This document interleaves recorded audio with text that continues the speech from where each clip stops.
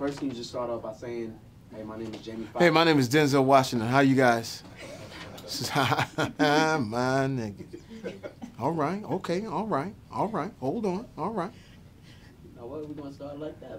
I realized I had a gift with music later on. Like I was always into imitating, so I would imitate my favorite singers. Like I remember when Lionel Richie was out. I think I was like in the 8th grade, and I even grew my hair. I had a curl like Lionel Richie, and I would just sing all of his songs. Hello, I've been alone with you inside my mind. Hello. I remember James Ingram was hot. My love, she makes no difference. She comes in, she loves me. Don't know what she sees in me. My early musical influence was really the church, man. Commissioned. I'm going on in the name of the Lord. And everybody sung like that for whatever, I guess that's how you get into heaven. Fred Hammond, in for the Lord, I will, for the Lord, I will, for the Lord. And you know, so Fred Hammond, Commission, the Winans, Clark Sisters. But what interested me was a young man by the name of Prince Nelson Rogers. You guys know him as Prince. I wanna be your lover. Boom, boom, boom, boom. I knew everything about this guy. I dug everything about his music because of what it was. I call it delicious music. It's like you could almost taste the music that he was making. But my grandmother was like, don't bring that devilment. That little Prince is a devil. And I don't want him in here in this house. And but listening to his music, I even knew all the B-sides. So Prince was where I started to really like.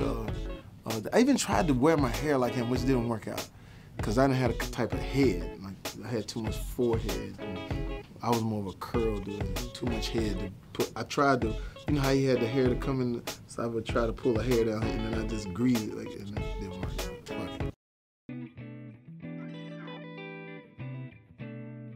Some of the features, of course, Pharrell, who, man, you know, he came down and, you know, blessed me with a track, which I thought was fantastic. You know, I actually met Pharrell in an interesting way. Like, I was throwing another house party, and that's when Puff was big. It was the We Ain't Going Nowhere Puff.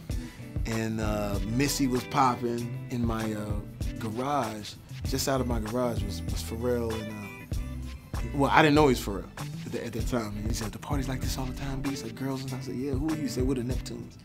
I said, yeah, who are you?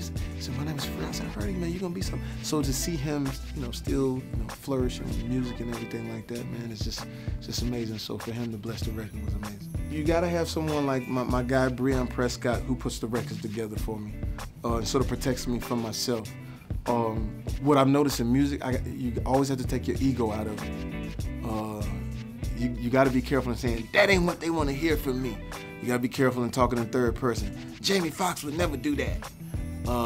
So Breon takes the records that someone else could sing that will also be a hit as well.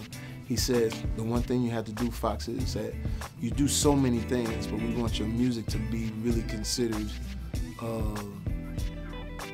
Even the critics would still like it. So every time we do a song, we try to make sure that we do the song in a way to where we do it where it's a real record. In other words, we don't lean on the fact that maybe you got a movie out or maybe you got television out, and you don't lean on that. You lean on the real music of it. So that's why I'm excited for people to hear, and I don't care how they get the record, you know. I can't wait for people to hear, like music people to hear Vegas, True Confessions, to hear Hollywood, to hear Like a Drum, to hear Babies in Love, Another Dose. It's just a lot of like great musical things, but by having someone like Breon who found slow jams, he found Gold Digger, he found Blame It on the Alcohol, and so it's, you know, it always works. It's always solid. You're not gonna, you know, I wouldn't even be out here doing all this if I didn't think that it was really worth, you know, checking it out.